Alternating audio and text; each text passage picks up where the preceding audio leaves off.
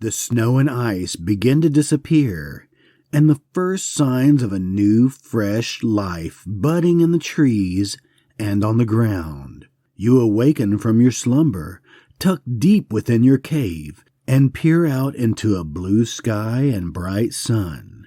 With a sigh, you breathe in the air and scream, "Spring Break!" That's right, freaksters. We are packing up and hitting the road to find the most bodacious getaway where the beer flows like water and the water flows like beer. Welcome to the Spring Break Splatterfest. Jason and I have skied through some of the best and worst spring break horror films to bring you a mini movie marathon. Cue the music. And in 3, 2, 1, I already forgot it. You will be soon as big as a giant, or like all the others, dead. You think I imagined all of it, don't you? You think I'm insane? That's feng shui. A match made in a bathroom, just floating into the void.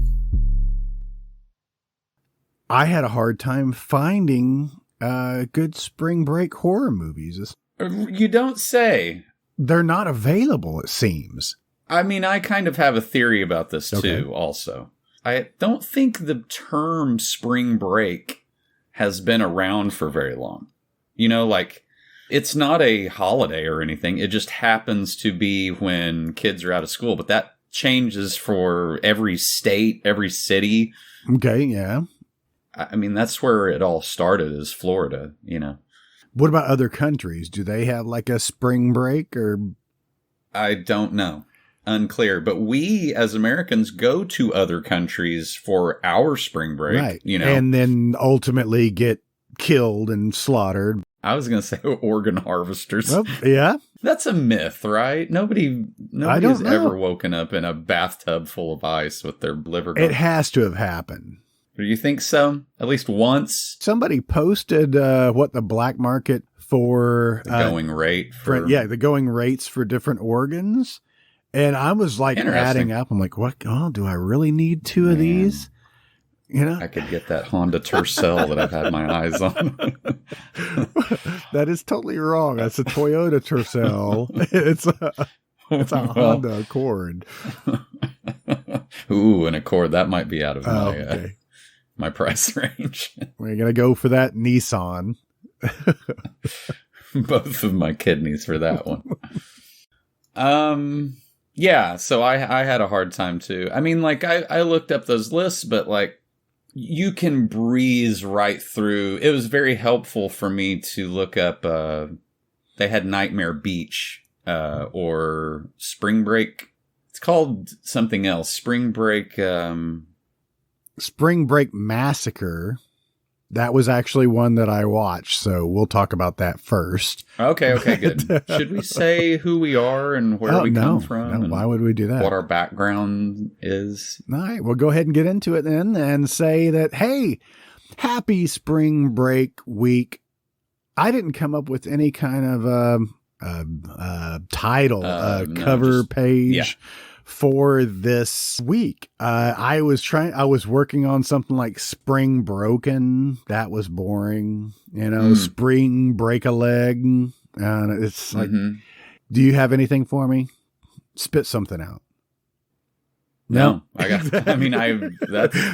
when you put me on the spot like that. No, all right. Well, you can expect that I will not be making a t-shirt for this occasion.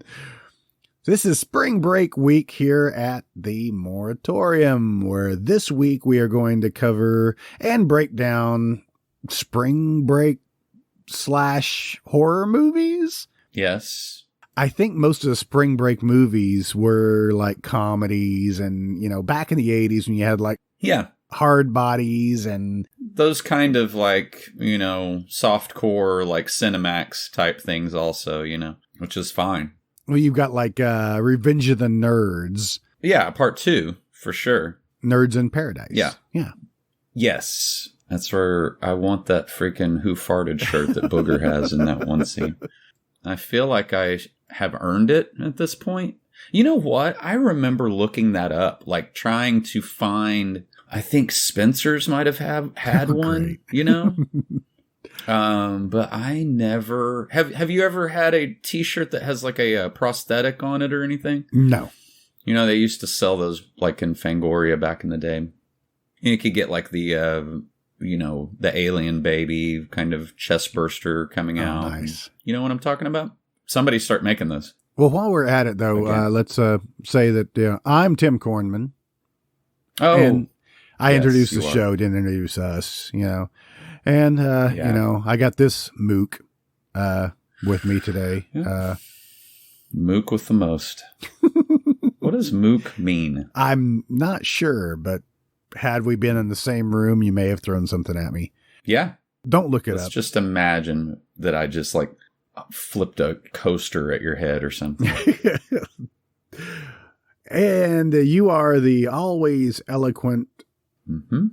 Jason Walker. That's right. Wow. I like that. Always eloquent. Mook is a stupid or incompetent person. So that fits. It does technically fit. I wouldn't describe myself as stupid. Maybe. Well, I'll do it for you. Okay, thank you. No, that's what I wouldn't do that. Yeah, spring break movies. Spring break horror movies. Yeah, in particular, spring break horror movies are kind of slim.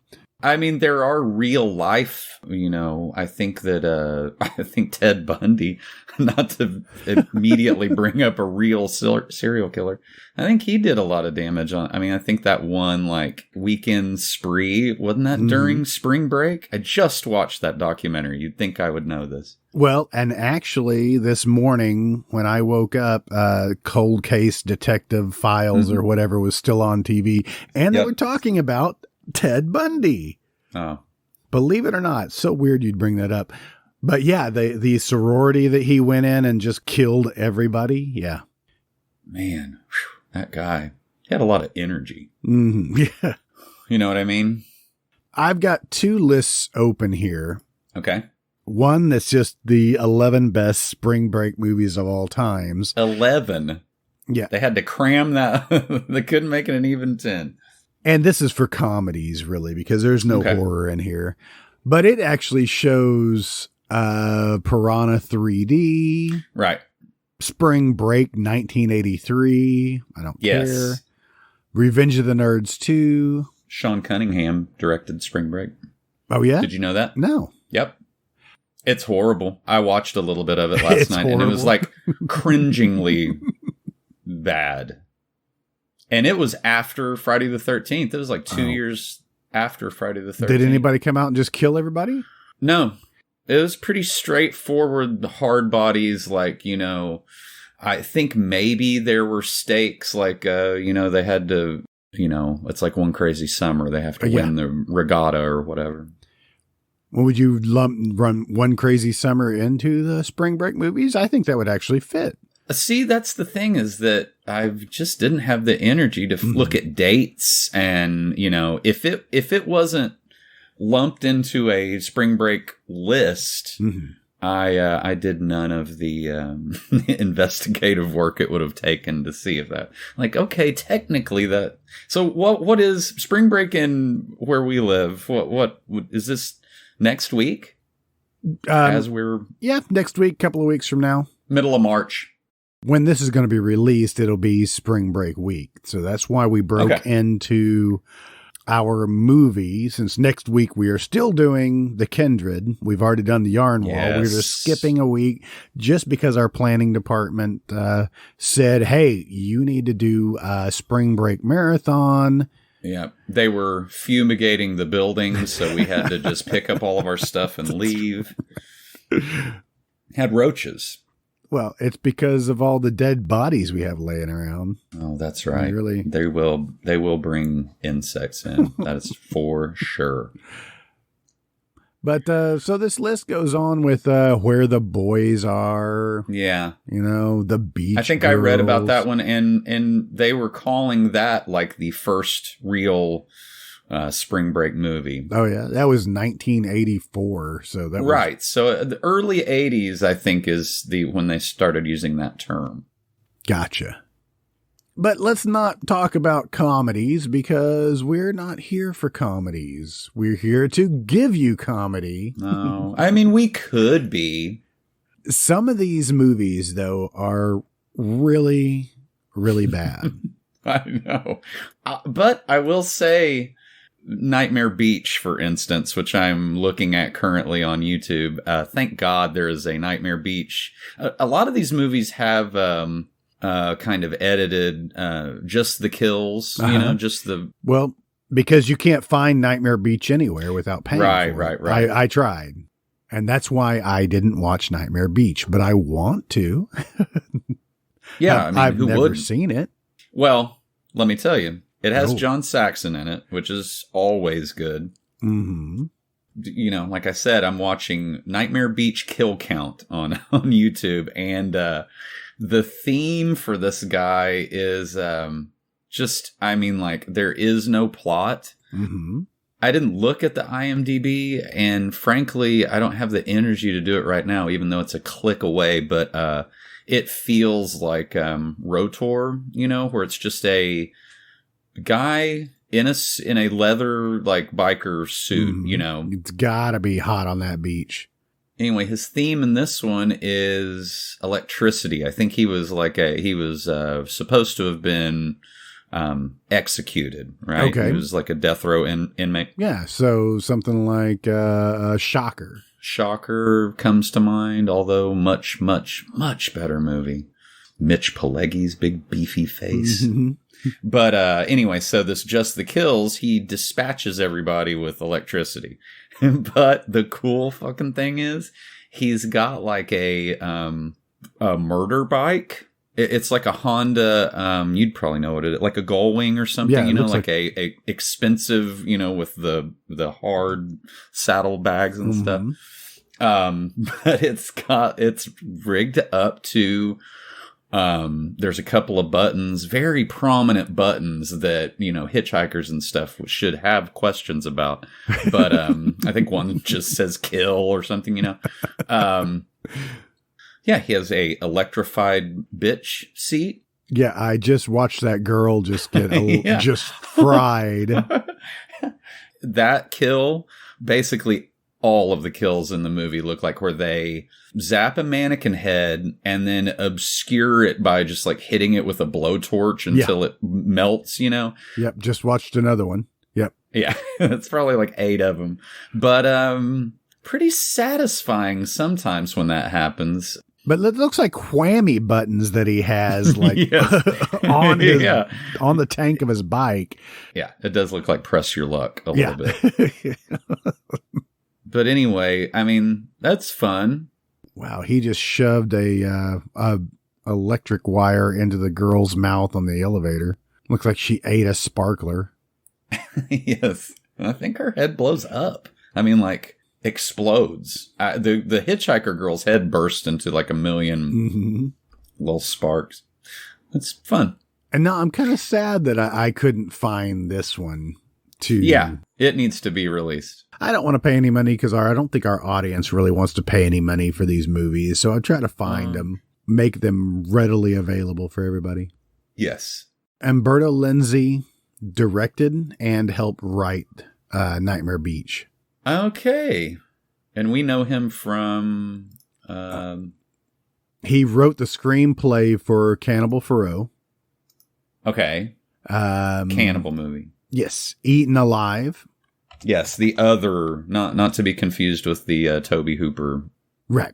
Spasmo. I can't wait to watch Spasmo. Oh my God, I've seen that before. I love that poster too. Yeah. Oh my God, the picture of him on IMDb is shocking. He looks like a sleazy Italian, and that's what he's writing here, it looks like, and I can't wait to see more of his shit. Yeah. Oh my God, he did Ghost House. Mm-hmm. He had a different name on that one. That is a truly horrible movie. Humphrey Humbert. What? Humphrey Humbert. Did we ever? That is something. I know that from something else. Yeah, we've talked about him before. I remember that, definitely. Okay, good. You know, we have like 55 movies or whatever episodes under our belt. We're going to repeat some shit. We're going to repeat some shit that we said last week. Yeah, for sure. As if it was a brand new thought. It just goes with the territory. We watch all these movies, and I'm not going to lie, a lot of them are just in and out, you know? Mm-hmm. I do not have any recollection of them. Oh, I have like 5 movies that I have watched that I've been holding to put into the Moratorium. Uh-huh. I have no idea what they are now. Yeah, I couldn't tell you the plot. Yeah, you're going to find like a crumpled up piece of paper with like coffee stains on it. You're like, oh, yeah. Oh, I remember that. That's why I brought up April Fool's Day, because it is the most, I've seen it several times. I've loved this movie. Yeah. I've seen it countless times. I watch these with my wife, who she does enjoy some of them, but like April Fool's Day has some really cringy, goofing around, grab ass dialogue in the first 20 minutes of it, as they're setting it up. I mean, and all movies from this era, that they don't put a lot of time into it. They want to get to the kills, Mm-hmm. That's why it's like, mid 20-year-old high school kids and stuff like that. It's just like, just get to the part where you slowly shove a knife into somebody's face. Right. But April Fool's Day there was a lot of comedy in there with it. Yeah. But it was kind of like an interesting little horrific story. Amy Steele is awesome in it as well. Yes, for sure. Who was the final girl from... Yeah, she was Jenny in Friday the 13th Part 2. Right. Which is weird because I was looking up Spring Break and Sean Cunningham. There's something else. I forget. Did Sean Cunningham do Part 2? Well, he had a hand in like everything. Oh, right. He was like a writer for it or something? I'm not exactly sure, but yeah. This is where that comes together, where we just don't remember any of the other things that we've ever talked about, ever. And like last week, I mean, I watched 4 hours of the Crystal Lake Memories. And crystal meth memories. Crystal meth memories. Can I recall anything? No, not necessarily. Yeah. But I know that Steve Miner, he directed Part 2. Right. I know that Cunningham's had his hand in all of these. Right. So Steve Miner was an assistant on the first film. Right. So. Yeah. But April Fool's Day, though, is Fred Walton directed that. Yeah, I don't know who that is. I don't know who that is. Huh. Well, let's see what IMDb says. He did When a Stranger Calls. Yep. Well, I mean, we can't remember every damn name, but we have talked about that recently. Or we could do more research and actually have this information before we start the episode. Sounds exhausting. The Rosary Murders with Donald Sutherland and Charles Durning. I've seen that. Man, Donald Sutherland's hair in that is pretty intense. How many pounds of butter do you think Charles Durning ate in his lifetime? But there was a movie in 1977, a short movie that was The Sitter. Right. Is he just telling that same story over and over again? It looks like it. It's a 22-minute short film that is frightening phone calls. I see. Yeah. It was a couple of years before so he was kind of refining it, and then he did the one that he really liked. I got it. But interesting. Before I forget, I should say that my brain kind of, short-circuited. And when you said Spring Break, I immediately thought summer school. I'll finally get to talk about summer school. And then I thought about it for 5 seconds, and I was like, oh, that is completely, I mean, maybe technically. As the title states. Yeah, exactly. It is completely. Yeah, my brain is worthless. But that guy is in this movie from summer school. Ken Olant. I cannot pronounce that D at the end. Oland. Anyway, sure. It's a silent D. Whatever. But he was in summer school. Remember, he stripped at night so that he had money to. He had like a real He had a backstory. He had a backstory. Not all of them did. Yeah, I remember that. Yeah. But anyway, so it's funny not funny, haha, but in April Fool's Day, he, spoiler alert, gets he has a lot of eye violence done to him, right? Yes. Isn't it like hanging out? Yeah, hanging out, kind of. I forget exactly what oh, no. I'm sorry. At the very end, okay, this is what I was going to say about April Fool's Day, is that, like, that dialogue, it's kind of setting it up. I'm more conscious of it when my wife is sitting beside me. And I'm like, oh my God, this is really bad dialogue, like, I hope she's just kind of laughing at it. And, as the story goes on and you're kind of like wondering, eventually, like, kind of what's real and what's not. There's a moment in the movie where all of that stuff at the beginning is kind of forgiven because of, what you find out later, the switcheroo at the end. You know what I mean? Mm-hmm. So anyway, I really loved Deborah Foreman as the other, like, creepy twin, Plays Muffy and Buffy, which I'm going to break in right there and say that in looking up Spring Break movies, there's a lot of women named Muffy. I feel like that was just a thing then. You know what I mean? Of those, like, kind of hoity-toity names, because isn't like, like the girl in Better Off Dead has a name like that, I think. And they really drilled down on the Muffy part. Also, that other actress. Talking about Deborah Goodrich? Yeah. And she's been, she was in a ton of, she was in Just One of the Guys too. There is a lot of crossover because Clayton Romer is in April Fool's Day. He's the guy from Just One of the Guys. Some of this stuff is, there's lots of connections. I don't think I knew that William Zabka was in Just One of the Guys. Yeah, he's the main bad guy that has that weird... Oh my God. At the very first day that she goes to high school as a boy, she meets him, or I guess we meet him, and he's doing the weirdest.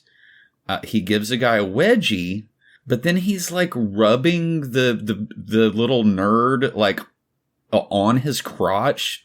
Guys, I am not making this up. It's in the first 30 minutes of the movie. And even says something creepy about, okay. I am going to... You're going to table this for the... Yes, I'm going to table this, and this is not the last that you will have heard about. What's his name? William Zabka? Yes. Rubbing a nerd on his crotch. I love that movie so much. Oh, so what I was going to say about the guy from Summer School... Ken Olant with the silent D, is that when he's let in on the switcheroo at the end, the guy, I think it turns out there's a tall blonde guy that dies at the very beginning of this movie, right. And he just kind of shows up out of nowhere, basically to okay, spoiler alert, but like it's a big everything's fake, and Deborah Foreman is trying to turn her this inherited house into like a murder mystery kind of bed and breakfast thing. But Thomas F. Wilson, is in this. Yes, that's Butch or Biff, right? Yeah, Biff Tannen. Yes. He's the especially cringeworthy dialogue guy that I'm talking about. He's got some real good stuff. I just looked away from the TV, waited until it was over. Anyway, that guy slaps his prosthetic eye on. Right, the stripper guy, yeah. Which is the exact same place that he has the prosthetic on in Summer School when they fake the murder thing. See? He's a final boy in it. And yes, he is the last one. And then he starts freaking out.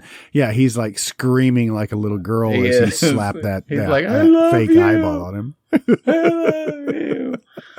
Which is like, that must be so comforting for her. He's like, locked in a pantry. He looks like he's in shape. It'd probably take like 10 pounds of pressure to just knock that door down. I have seen that a lot, though, of grown people being trapped in pantries. Oh, yeah. It's a thing. Yeah. That's what I'm afraid of when I reach that age where I'm just like trapped in a pantry and my grandchildren just think I'm weird, you know? Okay, Grandpa. I know you have a thing about lattice, too. My God. Keep it away from me. But a pantry would be a good place to be trapped in. You got snacks and probably some... It would be a while. See, nobody wants to get out. That's why they don't get out. He's like stuffing Ritz crackers into his mouth. I love you. Ooh, these are like the extra butter kind. They did remake April Fool's Day. Yeah, I've never seen the remake. I watched it. It's the chick, oh my God, from Rob Zombie's Halloween. Scout Taylor Compton. Oh my God, is that her name? I don't know, but... Fuck, she's got to get a better name. You got to get a better name. Yeah, April Fool's Day was 2008 for that remake.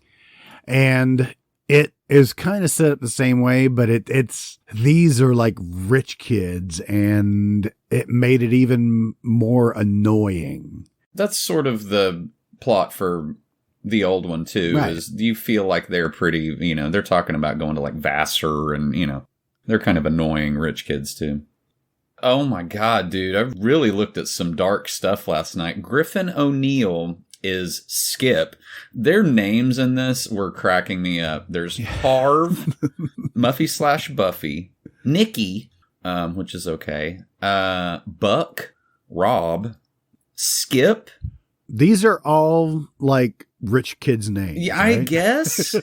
What is Skip? I feel like I've heard that name before in like old TV shows and stuff. Is it short for Skippy? Or Skipper? Do you name your child Skippy? Skipper. But I mean, Skipper. That's a nickname, right? His real name's Greg or something. Chaz. There's got to be a Chaz. Arch is Biff's name. Mm-hmm. Kit, and that's a girl's name. That is a girl's name. Yeah. If they would just say that these are all nicknames. Right. That would fit better. Yeah. Like shithead and fuckface. But anyway, Griffin O'Neill, Skip, that is Ryan O'Neill's son. Okay. Brother to, can't think of his sister's name. Tatum. If you scroll down to his trivia, it gets real dark. And then you watch his performance in this movie. He hasn't been in very many movies. No. He has 12 credits. He is Augie in The Wraith, though, so we will definitely be exploring that at some point. That movie is insane. The people that are in it, it has to be talked about. Oh, you're talking about his problems with drug addiction led to a reckless boating mishap that killed Francis Ford Coppola's 23-year-old son in May of 1986, just after this movie came out. Oh, man. Griffin was charged with manslaughter and indicted. Wow, okay. I did not read that part. That was not the dark part you were talking about. No, that is. Well, all he says is, he really goes off on his dad. He just says Ryan O'Neal is a piece of shit. He gave him cocaine when he was 11. It's all his IMDb credits is just airing grievances against Ryan O'Neal. So anyway, took me down a real weird path. But anyway, and then he's in this, and that's kind of the character he's playing. He's like drunk most of the time. I think he's drunk when he dies. Wow, that is dark. But anyway, real quick about The Wraith. Nick Cassavetes is the bad guy. Can we talk about that for 3 hours? Clint Howard is in it with Eraserhead hair. Sherilyn Fenn, wow. Randy Quaid. The Hot Springs scene. I have seen this just recently, too. Mm-hmm. Holds up. Clint Howard. You lose the race, you lose your cars. This role was made for him. For sure. Oh my God. We could talk about that guy for well, I guess we have, but man. So I am looking at a list here, though, that is called Blood on the Beach, Spring Break Horror Movies. Nice. And this is letterboxd.com. Looking it up right now. BOXD.com, Letterboxd. And it has a nice little list here. And I was looking at this trying to find something to watch. I mean, there's some stuff from the 80s.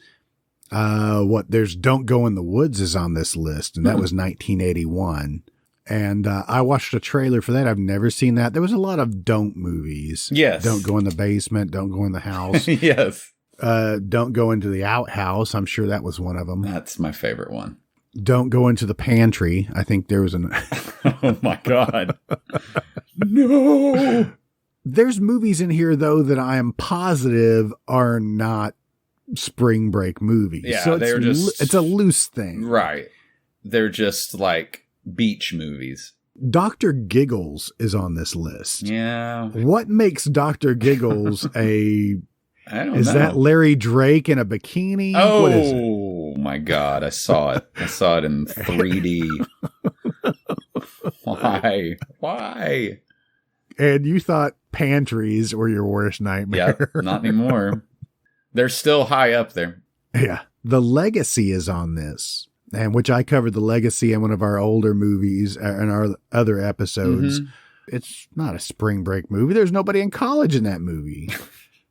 You know? Well, then what are strange. they? Letterboxd is really, this list is pretty old, isn't it? It says updated 3 years ago. We should send them an email. But there's some good stuff in here like Evil Dead and Evil Dead 2. Sure. I kind of glossed over that because that's its own. We should mention it, but at a certain time, we're going to do a deep dive into all of those. So. Right. Well, and let me start off with, and I don't know if I got it from this list or not. It has to be on here. We would be remiss if we did not talk about a movie that's simply just titled Spring Break Massacre. Yes, it is the one that pops up every time. You brought it up. It's 2008 Spring Break Massacre that has Reggie Bannister. Yeah. And Linnea Quigley in it. Oh, so guys, are you calibrated? Do you know what this is going to be before you start it? Because I do. It's not going to win any Golden Globes, that's for sure. No. It's also got the same cover as Slumber Party Massacre, which I think is...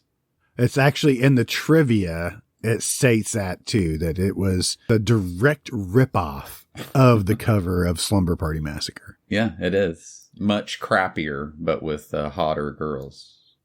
Somebody was actually posting box arts that depicted angles from somebody's crotch, somebody's ass level of being able to see through their legs. Yeah. There is a lot of movies like that. When you start thinking about it, yeah.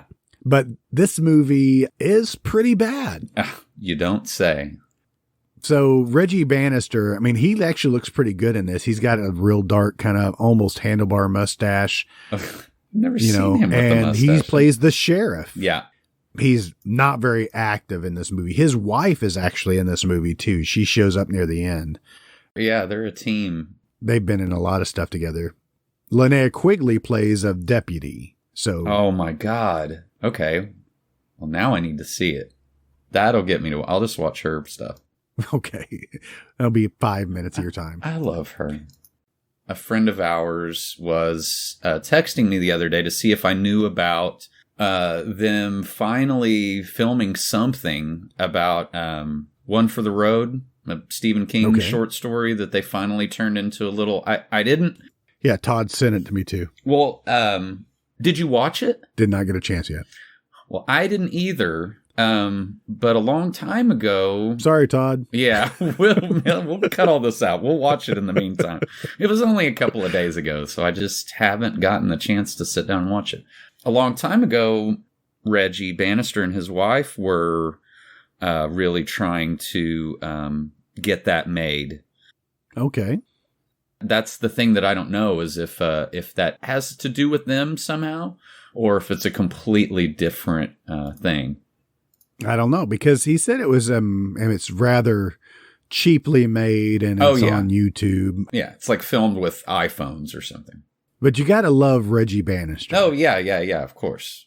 He's like the Dennis Hopper of his, he's just, he's got some, every once in a while has some really deep kind of philosophy stuff to lay down on you. Unapologetic about that tiny little ponytail that he has always had. I need to watch this. No, you don't. Knowing that he's the shit. Well, could I just watch it for him? He's probably bookends it, right? He's in the beginning and then somewhere in the middle. And let me sum it up for you. Okay. There's 3 bits of trivia on Spring Break Massacre. And the first one says, was shot in 8 days. Only 6 full days and with 1 camera. Oh, wow. I will tell you that probably 60% of the dialogue is dubbed in. Oh, yeah. They could not be bothered to, they just didn't have the money to. They had 1 boom mic because I saw it in the screen. Of course. It was way far away. Yeah. Like, what? And if they're outside if it is on like a beach or something, you just forget about that. They're not at a beach. It's a large group of women, co-eds, and 4 or 5 men. I think there's 4 men that they're trying to hang out with the girls, but the girls are going to have a slumber party. And so the guys are at a bar, and they try to make the best of the horrible quality. A lot of the dubbed voices are in this bar setting when it's just the guys talking to each other, and it is bad. It's just the worst dialogue you could possibly think of. And that it was ADR'd. Yeah, right.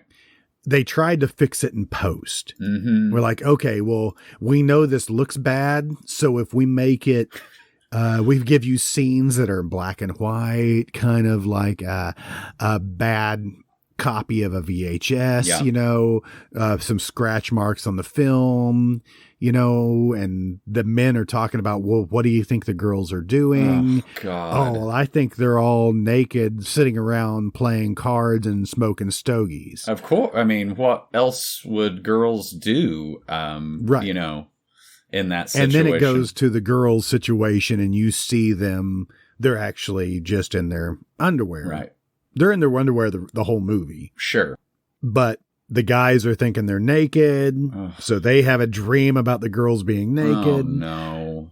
And so it jumps back and forth. But I mean, the dialogue's just bad, but it's fun. There's a lot of nudity.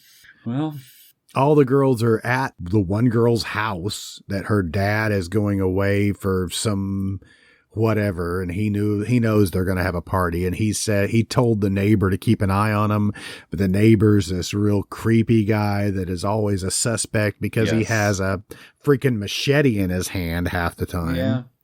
He said he was gardening at night with a machete. So. I fell asleep at my buddy's house, and he super glued this machete to my hand while I was asleep. Yeah. And he drew a dong on my face. Those guys. What are you going to do? But kills are cheap. There are a couple of scenes, like a couple of the guys are killed and on the front porch, and another guy's coming up to get him. He's like, "Come on, guys." One of them is laying down in the crotch of the other guy. They're both dead. He's like, "Oh, I see what you're doing here. Haha, that's not funny." Oh, very funny, Chuck. But then there's a shot from behind them that you can see the guy coming up, and there's just blood squirting out of his neck. That's kind of fun. It was a good angle. But real cheaply done. Would I watch it again? Probably not. You can't even save it with a Reggie Bannister or Linnea Quigley. Right. It is poorly written. Mm-hmm. I am going to also cover a couple of other movies that the dialogue is horribly written. Well, I mean, it's just par for the course. Yeah. And I think that's what you can expect with these types of movies, right? Yeah. You're not there for the witty repartee. Right. You're there for the kill count. You want boobs. You want some blood. Yeah. But this one had plenty of boobies. Well, by then, I mean, you're really edging into, what year is that? I mean, This was 2006. I take it back. It's 2008. Well, the less I say about boobs, the better. But it's listed as a comedy horror thriller. Yeah. I didn't laugh. The parts that you laugh at are not the parts that they want you to laugh at. I think you got it right there. The writer-director, Michael Hoffman Jr., he has 7 director's credits, but it's the same type of thing. Scary Tales, Horror Tales 666, Sigma Die. It sounds awful. But a lot of comedy horror movies, but that's just the same crap. He produced Hogzilla. Oh. What could that be? Hogzilla reads, a tabloid news crew ventures into the backwoods of Central Florida to investigate reports of an aggressive feral hog who the locals call Hogzilla. What they find, though, are demons, devils, creeping things, and pure evil. Your voice tells me that Pat Morita is going to be in it at some point. No, I think he was dead by then. That was 2014. Oops. It has absolutely nobody I recognize. I don't know. Demons, devils, creeping things, and pure evil. What are creeping things? I just want to know. I could not tell you what that means. Guy by the name of William Buttland. Oh, man. Billy Buttland. He's an actor? Sure. Quote unquote. He was in Caddyshack. He was one of the pool kids in Caddyshack. That's awesome. Oh, boy. Now I got to. Duty. Is he that guy? No. It's too bad. Hey, let's take a break real quick. We're Sure. coming up on an hour. Okay. Now that we brought up Spalding. Yes, Spalding. Hey, freaksters and freakettes. It's Tim from the Moratorium. Do you like the sweet sounds of our witty banter in your ears every week? Well, head on over to our Patreon, and for only $3 a month, you can get even more. In the director's cuts of our movie episodes. On average, that's 20 minutes more of our wisecracking, jive-talking, and lip-flapping laughter straight to your earholes. Go to themoratorium.com and click on our Patreon link, and you'll find 5 awesome tiers with tons of goodies. You can also find our Teespring link on the website for even more awesome merch. Thank you for your support. Now on with the show. So basically, we were just coming off of talking about Crappy movies. Spring Break Massacre, but I think probably the best like Spring Break horror movie type thing would have to be Cabin in the Woods. That's the best movie out of all of these. Why is it not? Yeah, I don't see it on the list. It is not on the list. Well, at the very beginning of this, the guy that's writing this article, he just comes right out and says he's British, so Spring Break means absolutely nothing to him. So I don't know if he, was taking it as literally as we are. Right. Well, where he put Dr. Giggles and the Funhouse is on his list too. That is very strange. Yeah. Funhouse, nothing to do with Spring Break. It's so. just a carnival that comes into town. Yeah. I know that I should know this, but do they mention in Evil Dead that they are on Spring Break? No. Okay. No, but I think maybe anytime you get college kids or whatever going to a cabin type of situation, I think that's what these fall into. Right. Which we could have gone. We'll do another deep dive into those movies. Yeah. What would you? I think they deserve their own. Yeah, sure. But yeah, Cabin Fever is more of a Spring Break type thing, whereas Cabin Fever 2, which is actually listed as Spring Fever, I think takes place in a prom. Oh man, you got I've never me. seen it. I've never seen it either. It states here, it says, a high school prom faces a deadly threat, a flesh-eating virus that spreads via popular brand of bottled water.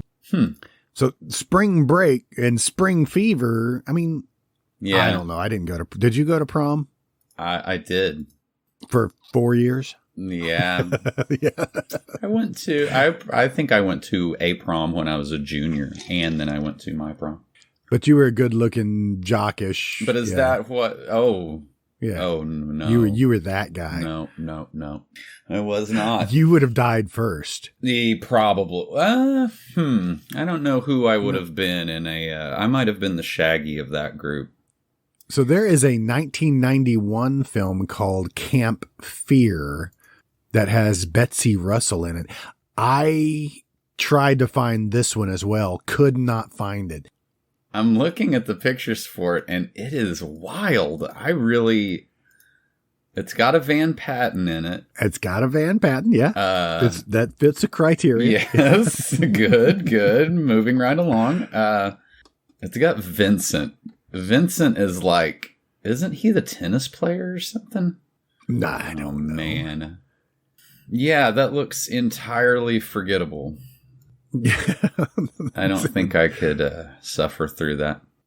Oh, Vince Van Patten. He's the commentator on World Poker Tour. Of course I know that. Why was what else was I thinking of? I don't know. Of course. Tennis player. Well, hey. He is also the Bionic Boy, I just want to point out, in $6 Million, I don't remember there being a Bionic Boy. There was for season 4, I guess. There's 4 seasons of it. Whew, man. So Betsy Russell, we've talked about her a couple of times. Beyond being in Camp Fear, she was in Cheerleader Camp. Right. That has Leif Garrett. We've talked about that. Oh, yeah. She was Angel in Avenging Angel, Gotcha. and I think that was part 2 or part 3. I don't remember which one it was. Yep. Donna Wilkes was the first Angel. We talked about her the other day. She's also in a movie called Private School with Fran Ryan from Just clicked Eyes of Fire. She's very pretty. Phoebe Cates, Matthew Modine, Betsy Russell, Ray Walston. I have never seen Private School, but now that I've seen Matthew Modine in drag, I'm going to splash alcohol into my eyes. Why was I not warned? They should have had a disclaimer. Somebody needs to be filtering this. Yes. Yes. Betsy Russell, I don't know if it's her look or her acting style, but it seems like she plays the same character in everything, which is just kind of a bitchy whore. I don't know. Oh, man, judgy much? I'm sorry, I couldn't think of it. It's just, no, I'm concerned for her. I mean, literally every single movie is just...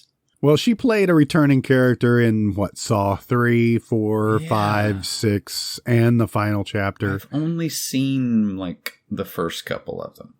I've seen them all, really? And I can't distinguish between anything after part 2. Yeah, but you like them? Just kind of kill some time? Yeah, it's a good time killer, time waster.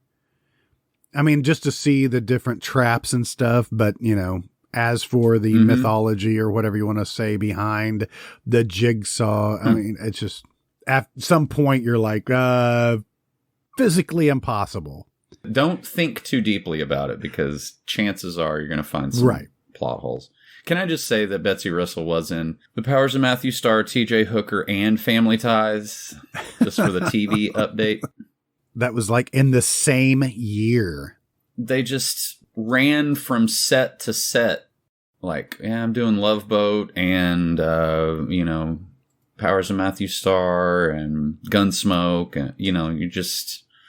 It lends itself to be on the same set. Yes. Or same sound stage. Yes. Okay, let's just go right over here. We need you to stand in for Michael J. Fox. Exactly. Hey, don't do it. I felt you wanting to do it. Carrie Sherman is in, what were we just talking about? Private School with Fran Ryan. So, I mean, if you just want some pointless Eyes of Fire references, then I'm your guy. Woody Shambliss, also in. All right. Frances Bay is also in.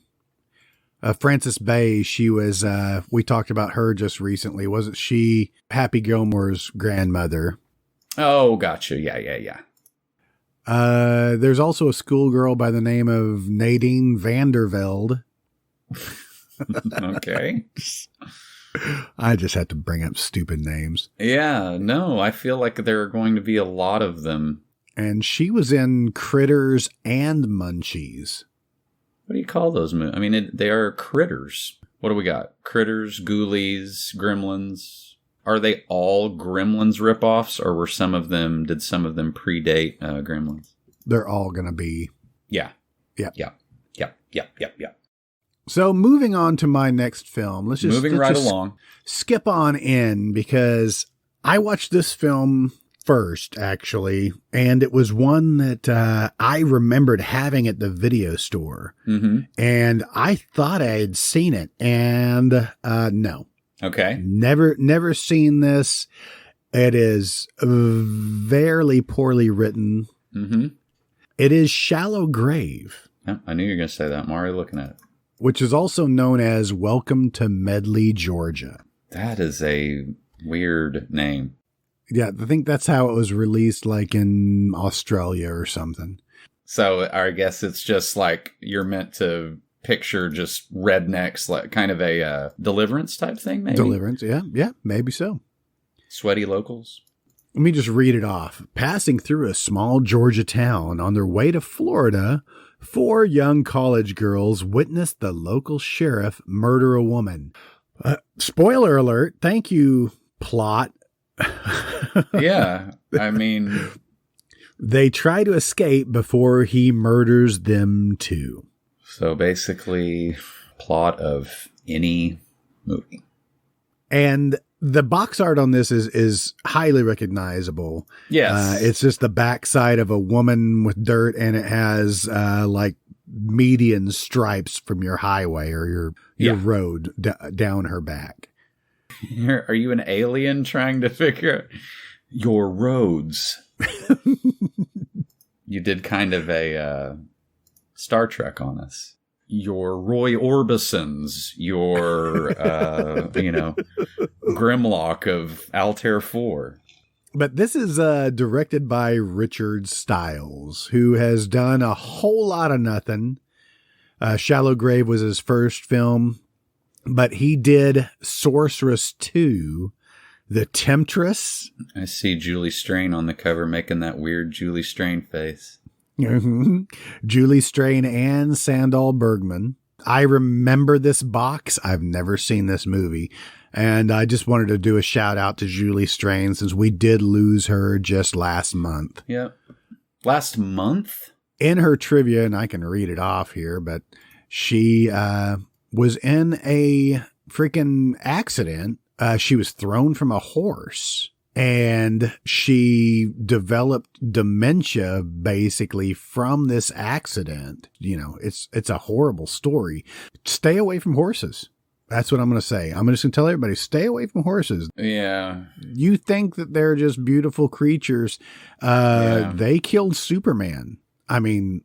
Well, yeah, of course. And then, also, I'm not taking sides or anything, but we have been, shocking their anuses for years to make it look like they're talking in shows like Mr. Ed and stuff like that. So it wasn't peanut butter. They went straight to the electrodes. Yep. That's the only way to make them convincingly talk. And if you didn't know, Julie Strain is 6'1", by the way. Wow. Yeah. Interesting. Okay. Well, so.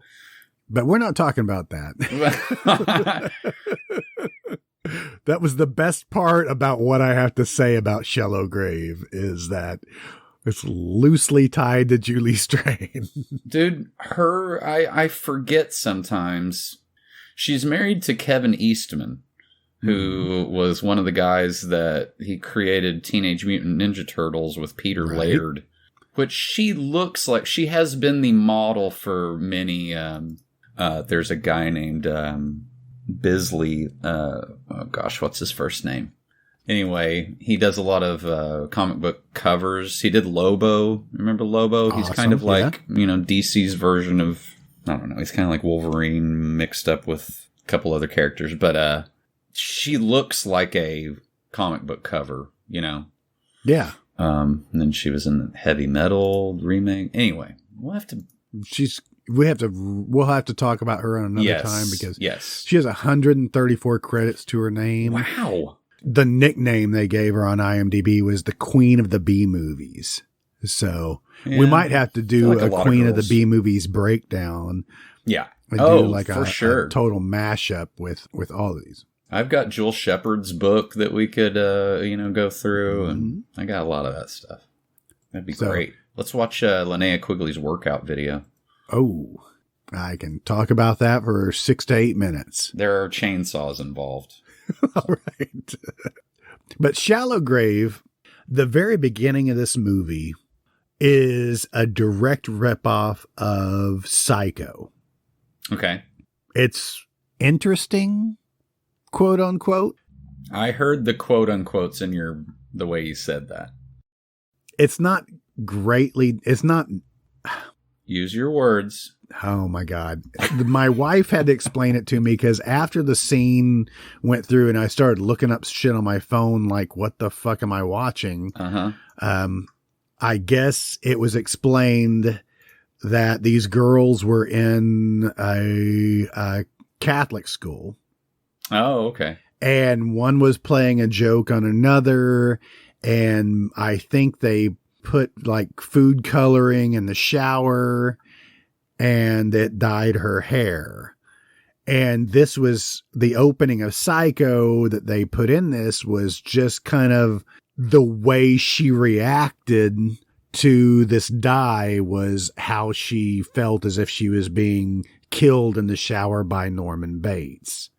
I don't know. I lost it somewhere in the translation because I was looking at my phone. What you just described enraged me. I want to throw something right now. And that's probably the best part of the film. Oh.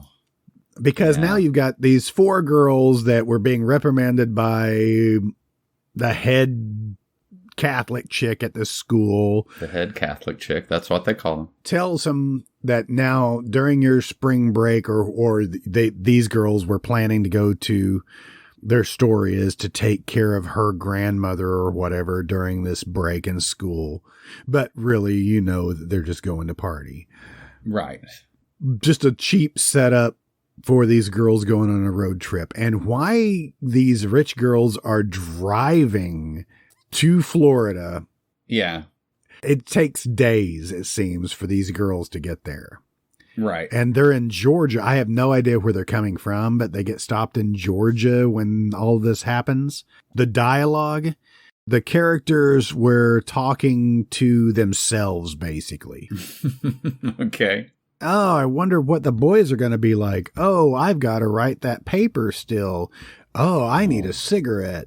It was just, There's one girl that says, I need a cigarette when she has a cigarette in her hand. She needs another one. Yes.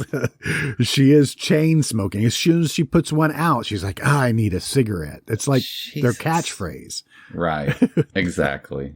That's always so bad. And the girls are always so horny, Yes. I mean, everybody's horny, but it's like all they can talk about is just like, where were these girls when I was in school? I don't think they exist. They don't. They covered that in the other movie that I was talking about. What was it? Spring Break Massacre. Mm-hmm. That this was all about what the guys believed that the girls were doing and what the girls were actually doing. But that wasn't too far from what the guys thought they were doing. Right, exactly. It's like, man, I bet those girls are like, naked and getting in the shower. Well, yeah. Yes, that's exactly what they said. Yeah. I mean, And they were like, well, I bet they're giving each other back rubs. And then it shows them, and yes, they are. Yep, they have a one of those tables where your face like goes through the hole. Yeah. But when the guys are talking about it, the girls are naked. But when the girls are doing it, they're just in their, their undies. Right.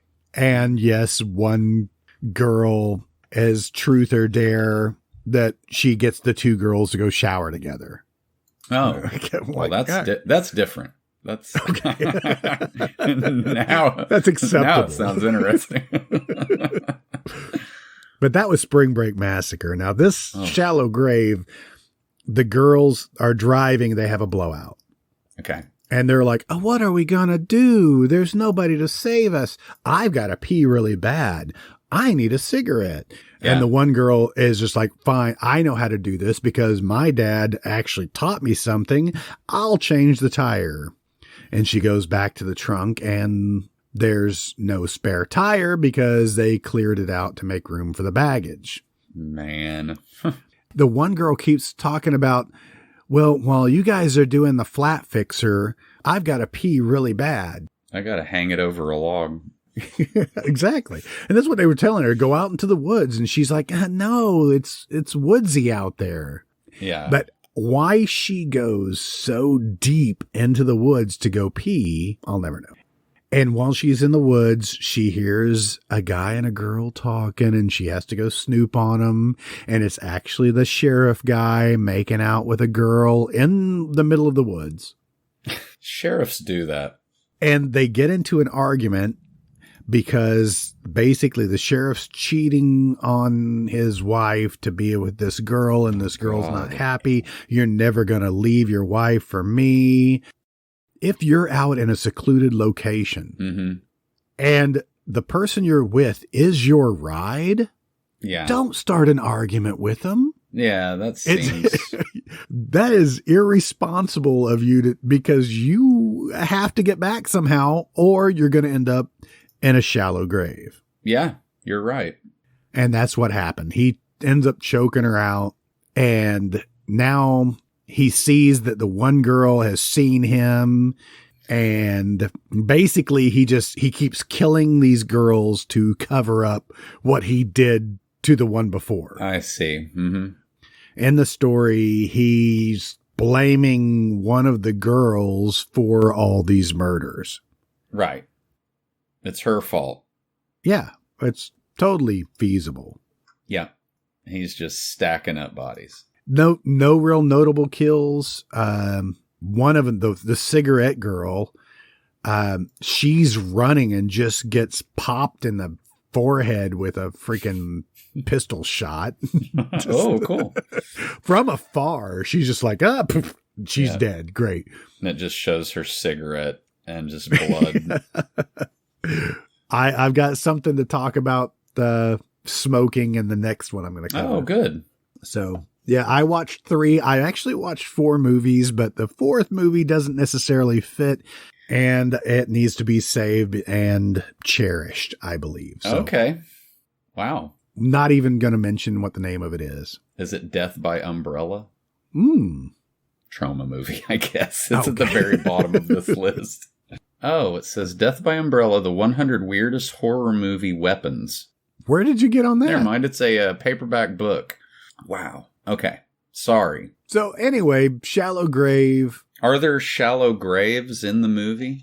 He buries the girl that he was having an affair with.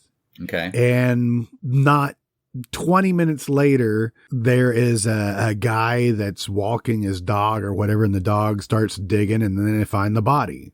Yeah, it's like, just spend the extra 20 minutes to make sure that they're like, or put some rocks on top or something. You just got her nose and her boobs sticking out of their grave. They form a militia. A militia? A posse? Yeah, a posse of old backwards men in Georgia. Man. And the sheriff says, I am giving you authorization. I'm not just giving you permission. I am ordering you to shoot these girls on sight. Wow. And they're like, well, all right. You heard the sheriff. Move out. They all leave the Waffle House. Of course, they've already got their guns with them. Oh, in the Waffle House. In the waffle, they have like a coat rack, but it's just full of guns. That's right. I'm looking at a picture of a shallow grave, apparently from the movie, and it looks like he just laid them on the ground and kind of put some peat moss around their heads. Yeah. So it's like, yeah, that's not even a shallow. They're just laying on the top of the dirt. So the sheriff, his name is Tony March. Okay, the actor's name? The actor's name. He's got 8 credits to his name. Okay. He has no profile picture, which usually is not a good sign. More than half of the cast, there is not a profile picture. Right. But this guy was in a movie called Wrong is Right. Okay. Never heard of it. It's a comedy drama thriller that stars Sean Connery. Yeah, I see him on the cover there. And Leslie Nielsen? Is that who that is? And John Saxon and Henry Silva. Whoa. What are you saying Dean to me right Stockwell. now? Exactly. What are you saying? I've never heard of this. Leslie Nielsen in a cowboy hat? Oh my God. Is this like a Naked Gun movie that I didn't know about? I mean, it's a strange premise for a movie. A TV reporter finds himself in the middle of an Arab leader buying 2 portable nukes. Terrorists, arms dealers, a reporter, CIA. It doesn't read good. It's just... I was about to say, that doesn't sound like... That's not a synopsis. No, it's not. But there is Catherine Ross exploding in a like a jumpsuit type thing, which is really weird. It has George Gizzard playing the president. He was in Bachelor Party. I just wanted to bring up Bachelor Party. Yeah. When are we going to do that? I can quote most of it right now if you like.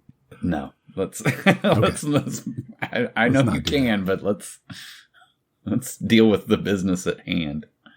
Oh, never mind. I'm sorry. Are we talking about Wrong is Right, or are we talking about a Shallow Grave still? I got confused. Going back to Shallow Grave. Okay, good. Lisa Stahl is like the main character. She's like the final girl. Right. And which they're pinning it on or what. I don't know. Like I said, I kind of tuned it out a little bit after a while. She was a Baywatch babe. Mm-hmm. Also in Pacific Blue. Oh, man. And you probably know Pacific Blue since you followed the careers of Mario Lopez. Oh, obviously. Pacific Blue has Rick Rossovich and Mario Lopez. Wow. Just wanted to point that out. The real hunk fest. Never watched an episode of Baywatch. No. Please, no. Although Danny Bonaducci's in an episode, so I have seen that. I have seen that one, obviously. There's an actress by the name of Donna Baltran. Okay. That she was in a movie called Bikini Squad, 1993, as Muffy. I just boy, keep bringing that up. Is it fun because muff is like another word for what?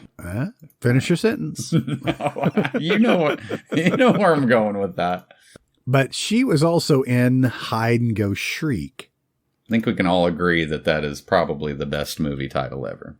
I think we probably could have grouped it into this, and it sounds really familiar. We definitely had that movie at our local movie rental place. It reminds me a lot of Daphne Zuniga film, The Initiation. We covered The Initiation. Yes. This sounds very reminiscent of that. But Hide and Go Shriek is a group of teenagers spend the night in a furniture store for a graduation party. A psycho killer starts hunting them down one by one. I'm interested. Cool. It has Bunky Jones in it. Oh, man, does it. I'm actually looking at her, and you know what else she's in? Huh? Go ahead. She's in The Kindred. She's in The Kindred. The movie that we have no idea if it's still going to be good or not. Will it hold up? Tune in next week. She's credited as Bunky Z in The Kindred. Do you want to talk about that? Bunkiz. Her birth name, Rebunka Jones. What? Okay. Rebunkah. Rebunka. Her mother must have hated her. That explains matricide. She died at 49 in 2015. So oh, wow. Let's keep it. I'm sorry to laugh. Yeah, let's not. Anyway, Shallow Grave, not a great movie. Not great. Not very well written. Notable kills, meh, not so much. No? The next one I'm going to cover has some great kills in it. Okay. And that's what we came here for, right? I think so. We want co-ed girls, nude, dying in mysterious and fun ways. Yes, all of the girls will be in some type of, bikini or just flat out nude, lingerie sometimes. The men, all in saggy whitey-tighties that look like they're wearing diapers. Even the guy from summer school who, is like kind of a hunk, in April Fool's Day, he looks like he's wearing a dirty diaper through his were different types of underwear just not available at that point? In the 80s? You would think. When did boxer shorts become a thing? Because boxer shorts have been around since Leslie Nielsen was a teenager. Back in the 20s. So let's talk about the obvious ones here. Like you've already mentioned, Tucker and Dale versus Evil. Mm-hmm. Great movie. Yes. Tons of fun. And not just because the main actors are overweight. Alan Tudyk. Mm-hmm. He's amazing. Steve the Pirate. Right. Is he not the guy in the new Resident Alien? Have you seen that? Yes. My wife just brought that up. She told me I need to watch it. Yeah, my mom's been I said, watching. Don't tell me what to do. Yeah. And I said, we're watching 80s horror flicks. And she's like, ugh, just strangle me and put me in a shallow grave, I guess, because... Yep. Yep, she's like, huh? And then you both laugh. And it freezes. Yes, Alan Tudyk. That's when you really pronounce everything. It's like, okay, wait a minute. I see what you did there. Yeah, very good. Very good, sir. I love Tucker and Dale versus Evil. Yeah. I mean, I'm sure it has a cult following now, but I think it's still little known. It at least has a comic book. I can tell you that for sure. Does it? I'm really? sure it does. That would be awesome. Do you know that there was a Napoleon Dynamite TV series for about 3 seconds? Yeah, it was a cartoon. Oh, okay. Have I told you how much I hated Napoleon Dynamite? Let me say it again. I don't know that that's ever come up. Hate's a strong word. Yeah. I loathed Right. Napoleon Dynamite. I think I've seen it, but I could not tell you. I mean, I know more about it being referenced than I do about the actual movie itself. Tucker and Dale versus Evil was written and directed by Eli Craig. Okay. Who was the director of a Zombieland series? Oh, interesting. The TV movie, I guess, for Zombieland. Oh, okay. That I guess didn't go anywhere. Interesting. Anyway, Tucker and Dale, good movie. If you haven't watched it, kids, go out and watch it. We also need to talk about The Ruins. Okay, great. Because I believe The Ruins does belong in this spring break type that why these kids were going to check out ancient Mayan ruins. Did they think that there were tequila in there or something? Or tequila is probably the reason these girls were there. Yeah. Yes. Tequila had something to do with it. Yes. I read and loved that book. Same guy that wrote Simple Plan. Correct. Scott B. Smith. Yes. I loved that book. That's one of the few books that I had no idea what it was going into it, but it had like a cool cover or something. I don't remember why It is terrifying. It's absolutely terrifying. I mean, I could not put it down until I finished it. It was like I had to know. Once they reveal, what's actually going on, I was like, oh my God, this is what this is. Like, But I have never seen the movie. You've never seen the movie? I have never seen the movie. My God. Is it a pretty good representation? I've seen it many times. Oh, really? It does stray from the book. It kind of has most of the same premise. There's certain scenes that I wanted from the book to be in the movie. Yeah. And it may touch on it a little bit, but it doesn't go as in depth. Right. Jonathan Tucker is in the ruins, and I don't know if you know who he is or not, but he's been around for a little bit. He was actually in the remake of the Texas Chainsaw Massacre. Oh, okay. Anyway, the special effects in the ruins, incredible. Yeah. Very well done. I thought about that, like, how are they going to, kind of represent that without it being goofy, I guess. In the book, the flowers that were in the vines being able to vibrate and make sounds. Yes. They did a good job with that. I thought that was going to be the hokiest part. Right. Yeah. Probably the most terrifying part was when one of the girls trying to cut the vines from with.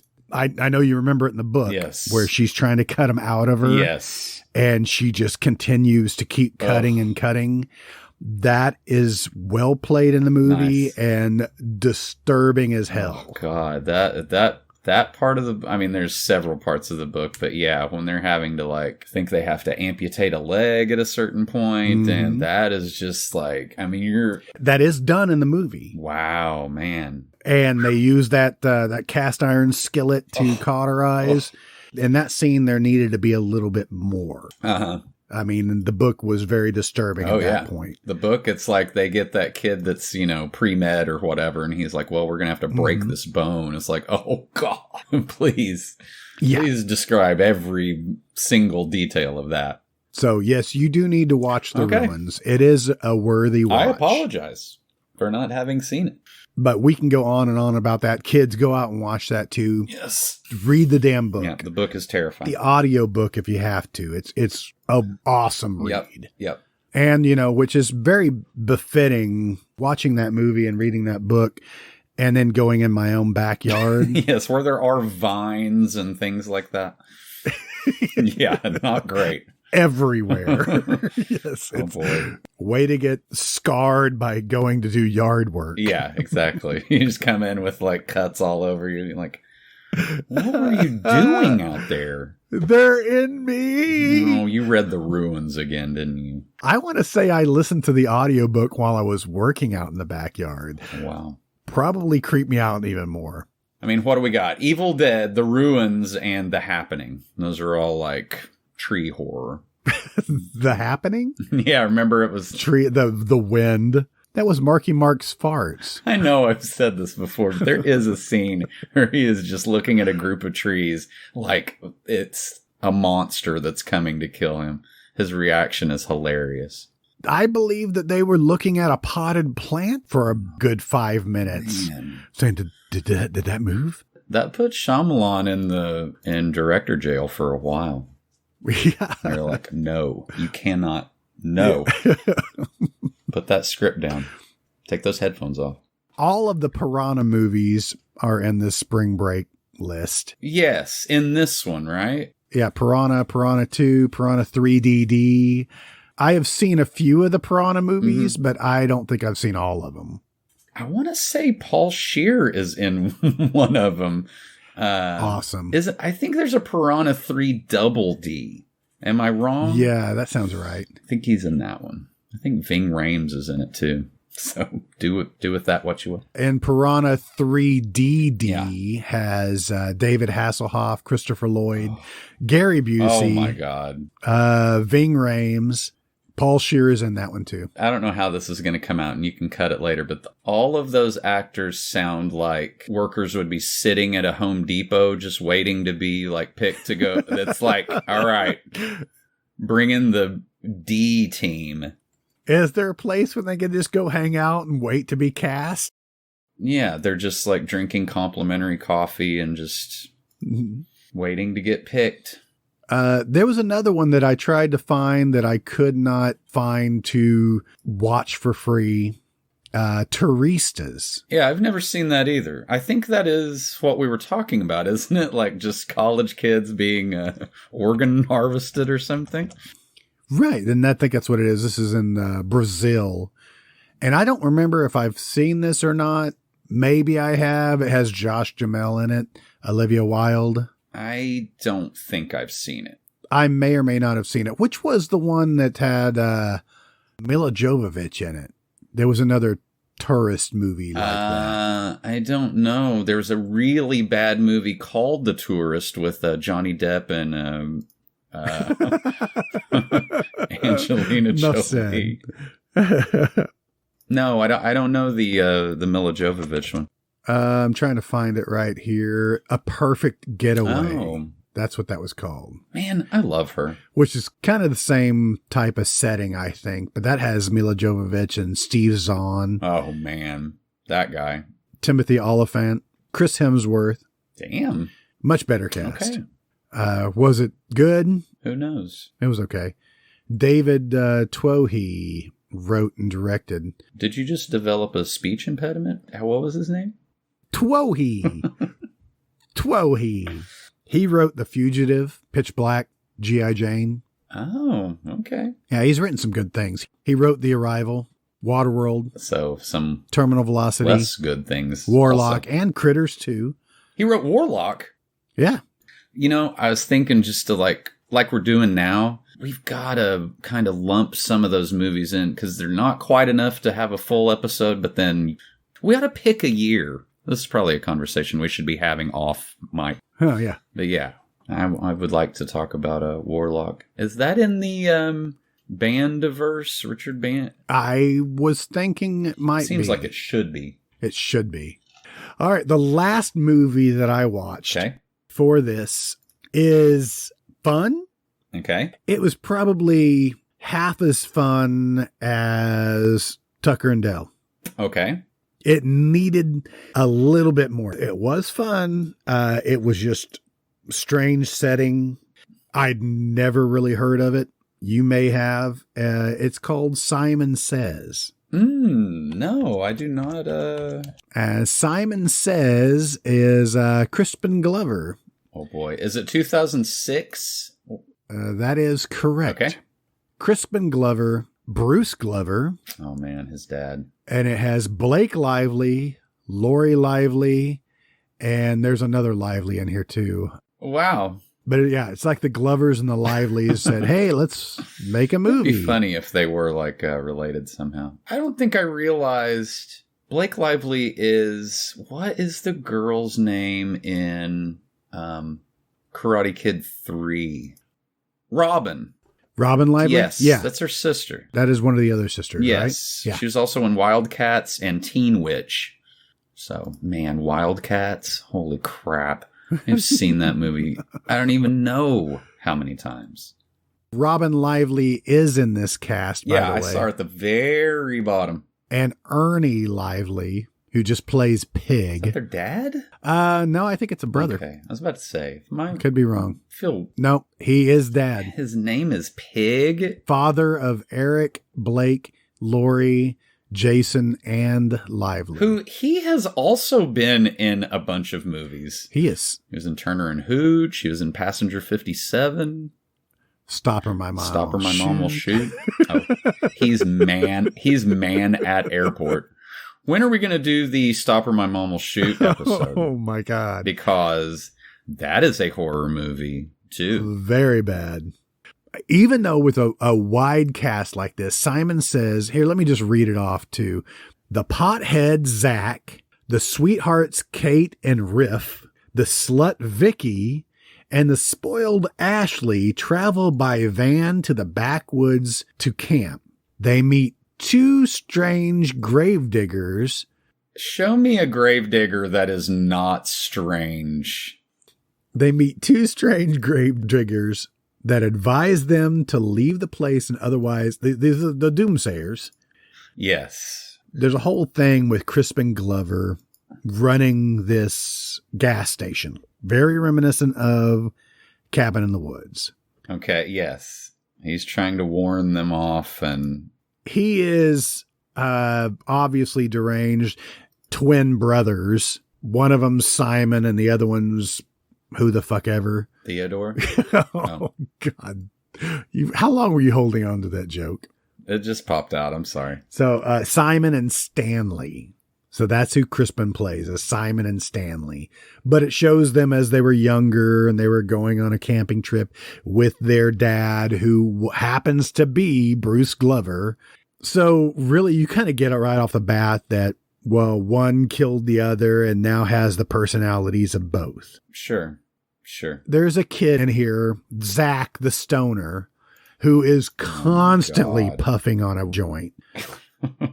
His voice totally annoyed me. Yeah. Totally. It was throwing me off. I wasn't enjoying it until I looked him up. This is Greg Sipes. Okay. He's Beast Boy in Teen Titans Go. He has played Beast Boy in everything Beast Boy. I see. Now, I am not familiar with that. Is he, is it a character that is well liked? Have you never seen Teen Titans Go? I am aware of it. But no, I don't think I've ever. You're fired until you watch everything. I love Teen Titans Go. I love Teen Titans, the comic book back in the day with Beast Boy and, Cyborg and Shoe Man. I don't know. But, he looks really annoying. He looks like I would want to punch him. And I'm not a violent man. The character that he's playing kind of sounded like was kind of the same character as Fran Kranz, the guy from Cabin in the Woods. This who's always smoking pot. Right. And has kind of that same voice almost. Yes. Yeah. I hate those characters. Like, even if it's a good actor, it's like, I can't believe we're still doing this, Yeah. Listing all of these, like, he's the nerd, he's the, But it helps if it's spoofy. I guess it helps. Once I got Beast Boy into my head, Yeah. I thoroughly enjoyed this movie just because I could only picture Beast Boy every time he opened his mouth. Right. You found one thing to like about that guy, and you're like, okay, I'll just kind of hold on to this. And when he's ultra annoying, I'll just think about that. But if you look at it, this kid was, he's born in 1980. He has 147 credits. Wow. God. Teen Titans Go alone has 285 episodes. Jesus. That's Teen Titans Go. He also did the voice in Teenage Mutant Ninja Turtles, Ben 10, DuckTales, you name it, he's done a voice. Right. Awesome. Well, I like DuckTales. You're like, oh, you want to talk DuckTales? Yeah. Let's start a new podcast. He played in the 2012 version of Teenage Mutant Ninja Turtles, the cartoon. He was Michelangelo. I mean, he's just done so many voices. And I mean, that is the way to go. If you can capitalize on that you have this Weasley voice, cash it in. Yeah, exactly. This guy has to have bank on this. I would think. Simon Says is very over the top. Crispin Glover he's hunting down these kids with a pickaxe. He looks very... that must be the most normal I've seen him look. Well, you know what I mean? Like, he's always... Until you watch the movie. Yeah, I guess you're right. I mean, it's not so much what he looks like. It's that he is, like, making those weird faces and just being not making eye contact and just... And that's totally this character. Just being generally creepy. He is throwing out the worst over-the-top Southern accent. Oh, I love that. It is crazy. I started looking up his dad for one of the movies that we did, and I was just like, oh my God, it's insane. Bruce doesn't have a big part in this, but he is genuinely creepy. Oh, yeah, for sure. Does he still have long hair? Yes, he did. This setting of Crispin Glover with a pickaxe. Now, when I say he killed people with a pickaxe, he kills them with a bounty of pickaxes. Oh, different ones. Like, I like the way the handle feels on this. They're all the same. He has this giant, I can only call it a pickaxe flinger. What, like an at-ladle for a pickaxe? It's an at-addle machine. I mean, it just has, he's turning it like a turret. He has like a little, a freaking sight. Tim, are you making this up? You would think. There are CGI pickaxes flying everywhere. What? Well, everywhere, just going nuts.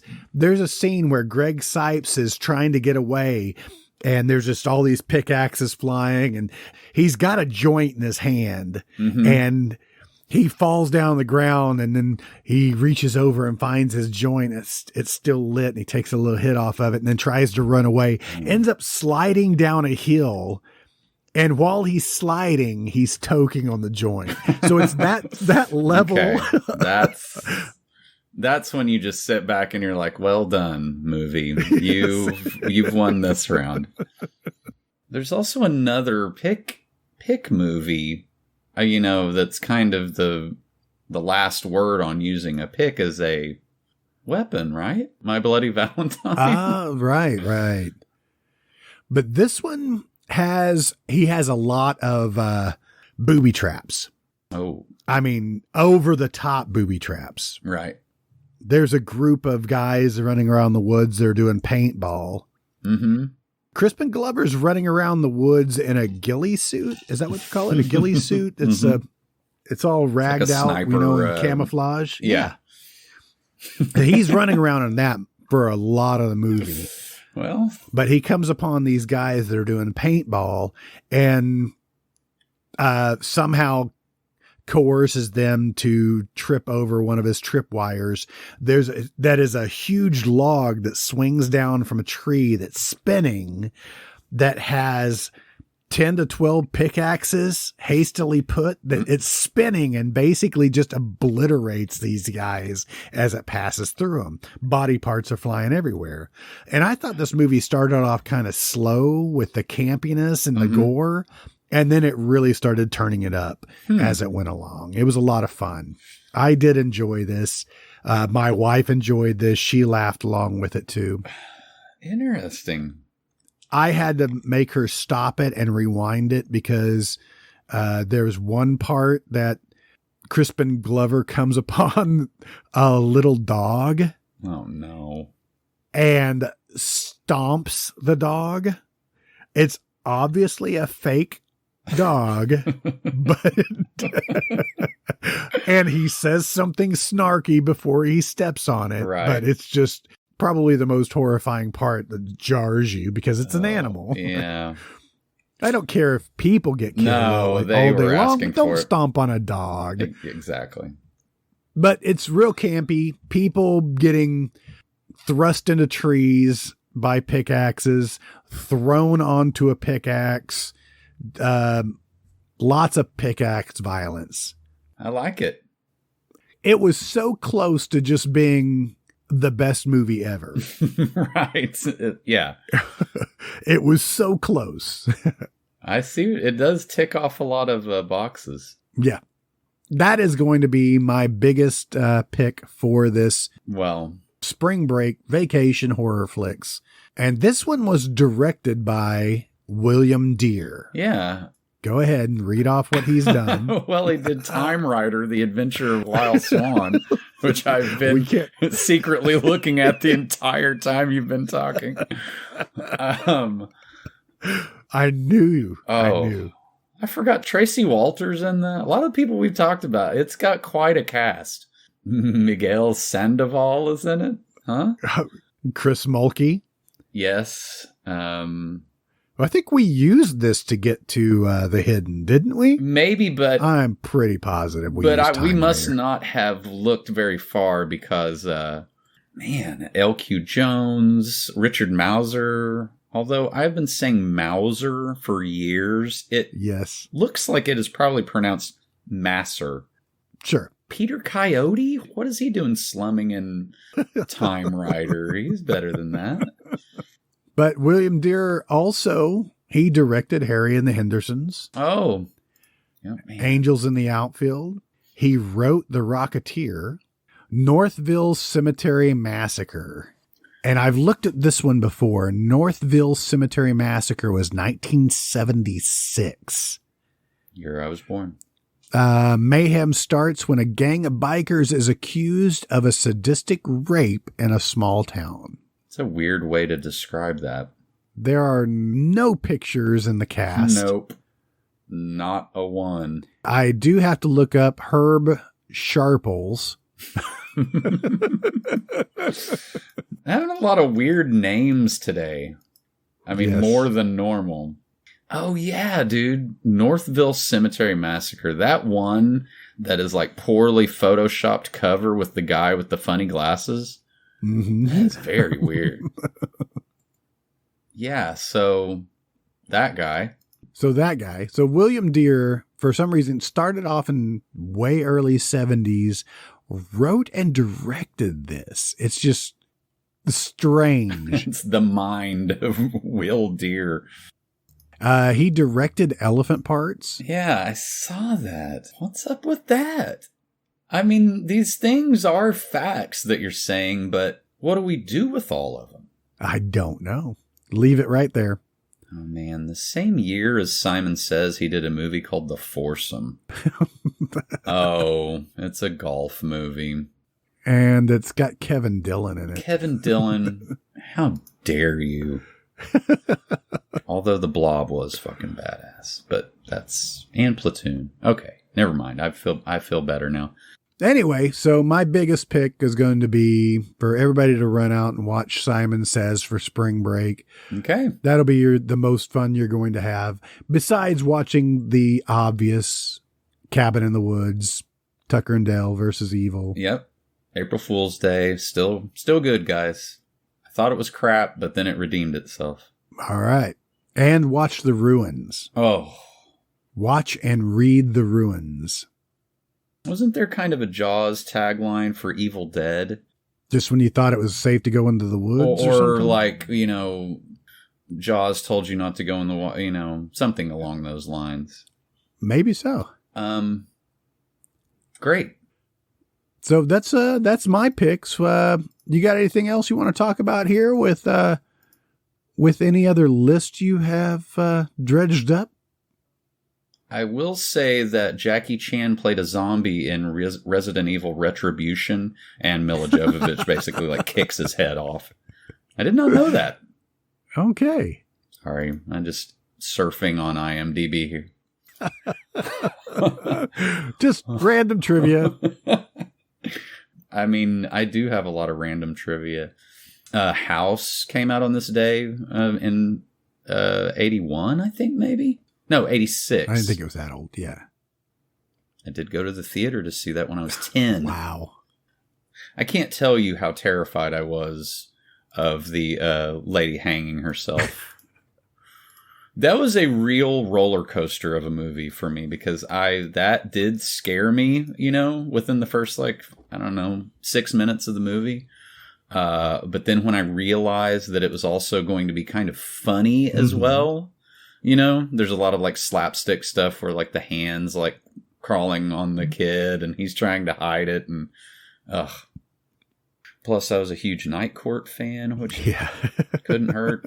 But anyway, I just thought I'd throw that in there. And that was Susan French that played Aunt Elizabeth. So Susan French played Aunt Elizabeth and was not that other woman who was in Yes. Happy Gilmore as Grandma. I'm sure everybody listening to this was like, oh, thank God he said that. Well, that was good. And I think we need to do, like I said, I think we need to do one that just kind of, there's a template for a movie, that we want to cover, but there's so many movies. So we'll just lump them all together and talk about 4 or 5 of them and, take a big chunk. We are whittling away at something. It kind of trailed off, but yeah, that's about right. I have a lot of movies I'd like to talk about, I don't necessarily want to go into the 90s and the 2000s. We've gone into the 90s a few times. The 2000s, I think everybody's been watching those movies. Yeah. I like sticking around our mainstay in the 80s. That's where all the good stuff is. Yeah, drawing attention to movies that maybe kind of got swept under the rug. Are they saying that The Hitcher was... No, The Hitcher's in that list, and that's not a spring break movie. Because C. Thomas Howell wasn't going on spring break. He was just taking a job at driving a car to California, right? And then he took all those pills and turned black. What if that was like a shared universe with the Soul Man? Soul Man? Great. That really happened. Yeah, that really happened. We did watch that growing up, and we thought we enjoyed it. Yeah. That's all I'm going to say. Good. I have a lot more to say about it, but this is neither the time. Well, this is where I would bring that up, but we just don't have time right now. All right, well, let's wrap this up and say that, next week we will continue with our regular scheduled programming. And we are going to be watching The Kindred. Mm-hmm. Another big, doughy white guy from the 80s. I have not watched this yet for the show. Man. I'll probably save it for next week, just so I can be fresh on my mind. Yeah, fingers crossed. Or maybe I'm scared. Yeah. We just want fish people. I would like to see a amphibious monster. Mm-hmm. I want to see some boobs. Yeah. We're going to see some boobs. I don't think there's a lot of boobs in it. No, probably not. We'll see amphibious monster boobs, for that matter. All right. Yay. All right. Jason, tell everybody where they can find us. We are at themoratorium.com. We're on social media, The Moratorium, and Twitter, Facebook, LinkedIn, MySpace.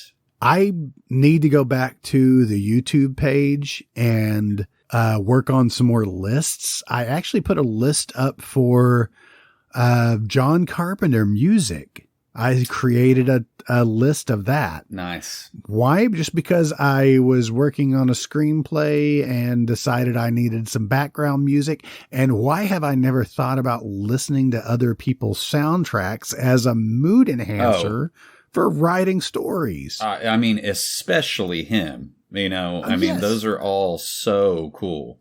And many of those lost themes. Oh, yeah. They just came out with Lost Themes 3, I think. Yes. And he still tours with, Howard?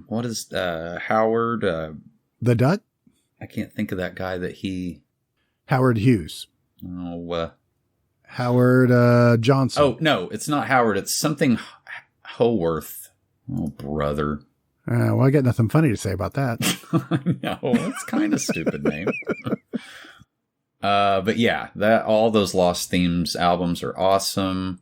A buddy of mine bought me the soundtrack to Big Trouble in Little China on vinyl from Mondo, and it has the coolest cover ever. But yeah, his music is kick-ass. I have been listening to it on a loop. It's all good stuff. Yeah. If you watch some of the YouTube videos, there's some live ones where he's up on stage. He's front center stage and using one hand to play on a keyboard. Yeah. He is living his best life. And having a good time with it. Yeah, it still seems, grumpy as hell, but having a good time. Oh, when I met him in person, I think he said 2 words. Yeah. It's basically get the fuck out of here. Get out of my face, kid. That's what you're coming for, is the abuse. All right. Well, let's wrap this bitch up and say that, hey, if you'd like to help us keep this barn burning, you can contribute to our Patreon and help us out. Throw us a few bones. You can give as much as you want, but for as little as $1 a month, you can help us keep this bandwagon going. For $3 a month on our Patreon, you can get exclusive access to our director's cuts of our movie episodes. That's a hell of a value. I still left up the and I'll leave it up there so you can get a taste of it. For the director's cut of The Keep, which has about 30 minutes of extra banter. What do you want to call it? Oh. Yeah, I'll leave that up on YouTube. If anybody wants to check it out, you can do a compare and contrast if you'd like to see what I did take out or how I made it worse. Or who we offended that we cut out because it was in poor taste. I mean, which is about every episode. I'm like, God damn it. No, we did it again. Oh, how many times can I belittle the little people? Oh, that's all in good fun, though, guys.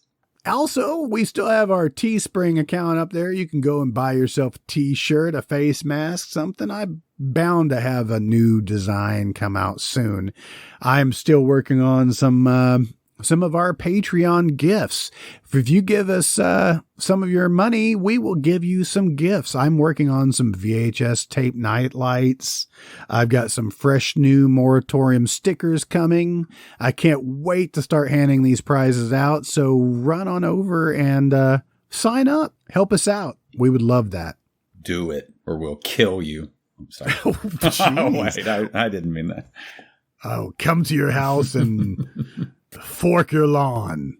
Yeah, I will too. We can't afford toilet paper. Nope. We can't afford to spare any of that, but I will fork the hell out of your lawn. In this economy? All right. Well, we did it again. We did something. Yep. All right. Is there anything else you want to add? No. I think we've said enough. All right. Well, let's break it on down. Bye, y'all. Bye-bye.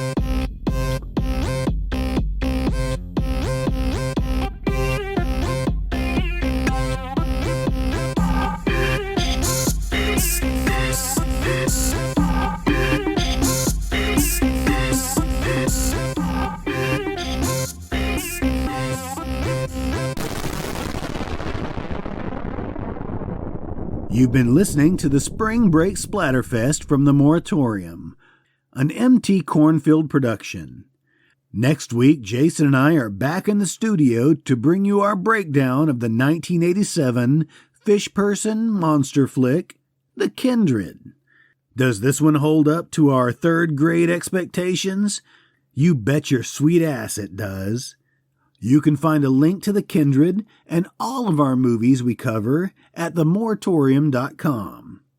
If you have any movie suggestions, or just want to tell us how much we really suck, you can contact us at moviemoratorium@gmail.com. Thanks for listening, and long live VHS. I think we're still getting better at this. Yeah. Are we funny? Probably not. But is that really the goal? Oh, yeah, it is. I forgot. It's the only thing that we have to do.